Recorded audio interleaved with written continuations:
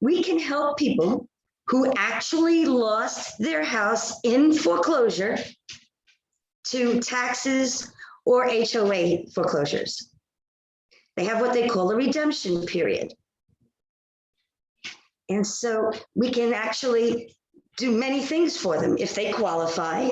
First, we're going to fix the situation. We're going to get that foreclosure off their credit. If they qualify, we'll keep them in the house. They'll probably get some cash out of the deal. And what was the other thing? And if they qualify, they stay in the house. Oh, and they might even get 6 months free too. Okay, so they get all the things that we normally would offer, plus they're going to get a foreclosure off their credit that's already on. They already went into foreclosure. Now, let me tell you, we had the telemarketers calling on them first, and this was the feedback. First of all, we got a ton of appointments out of it. Okay, and it's great, and you guys are going on it. Now we're seeing now.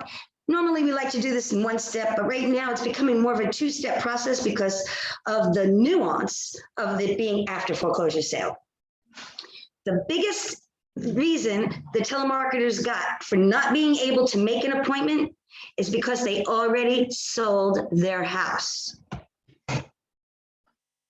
And went into foreclosure and they just sold the house. They said, screw it.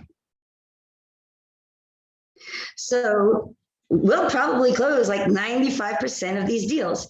So let me give you some numbers to crunch on. So the telemarketers, so for the 3 months that we sent out, there's like over 300 leads total. Half of those had phone numbers. So that was 150 leads that we sent to the telemarketers that had phone numbers. About half of those phone numbers were good. So that's 75 phone numbers that they think are good because they didn't get somebody on the other end yet.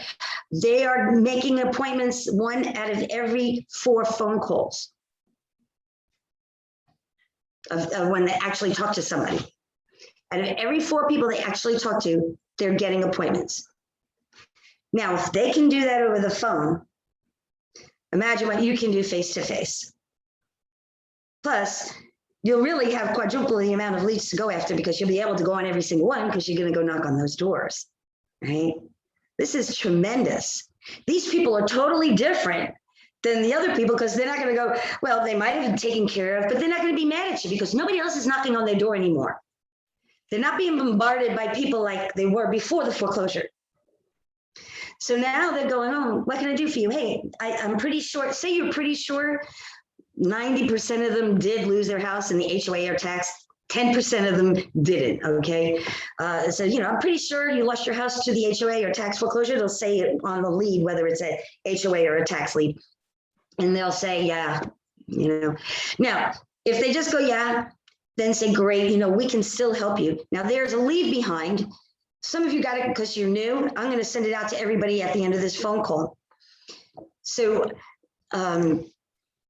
you're going to get a different kind of reaction from these people. They're not going to be pissy. They're not going to be angry. They're going to be deflated. Oh, I've lost my house to foreclosure. The only reason why they're letting me stay here is because there's a mortgage on it and they want me to pay the mortgage, but I don't own the house anymore. Yeah, we know. So it's all good. Okay.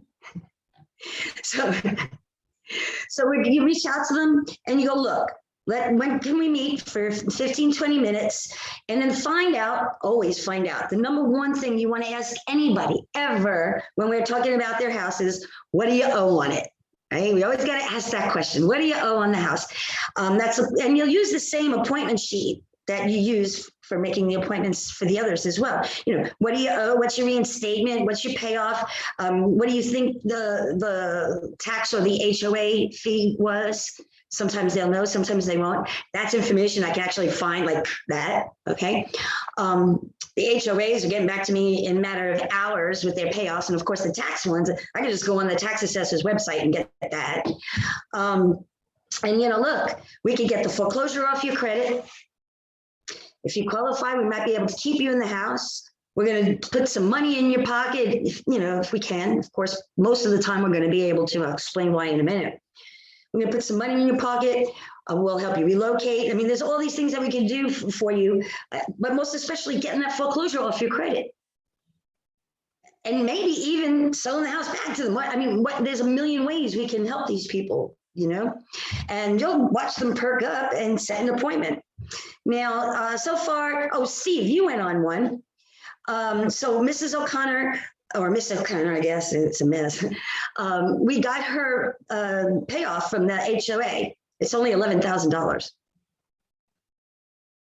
Now, I don't remember, Steve, did she have a mortgage? Mine was Llewellyn, wasn't O'Connor. Yeah, Llewellyn. She lives on O'Connor Street. Oh, yeah. Okay, yeah.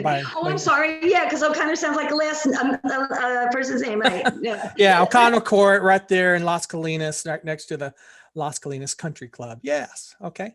Yeah. Did she have a mortgage too? No, she didn't, but her, I guess her boyfriend at the time had the mortgage. Oh, right. Right. And he doesn't live there, but she bought the house. It's kind of a weird deal. But yeah, that's a really weird deal, let me tell you. Anyway, she only owes $11,000. So here's the thing, especially with the tax leads. Most of the time, people that go into foreclosure over taxes is because they paid off the house and they forgot to pay taxes. Or they received the house at probate and forgot to pay taxes.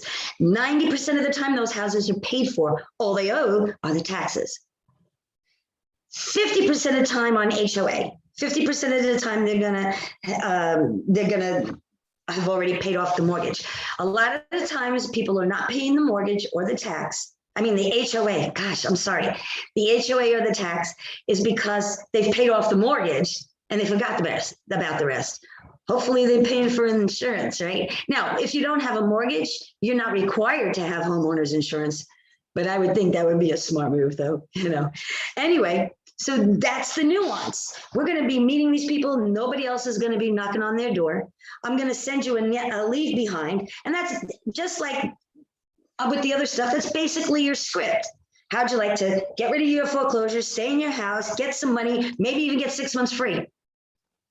Sometimes we can do all those things, especially with the tax ones that have a ton of equity in the house. And we're picking up houses for $20,000, $30,000, $40,000, $50,000.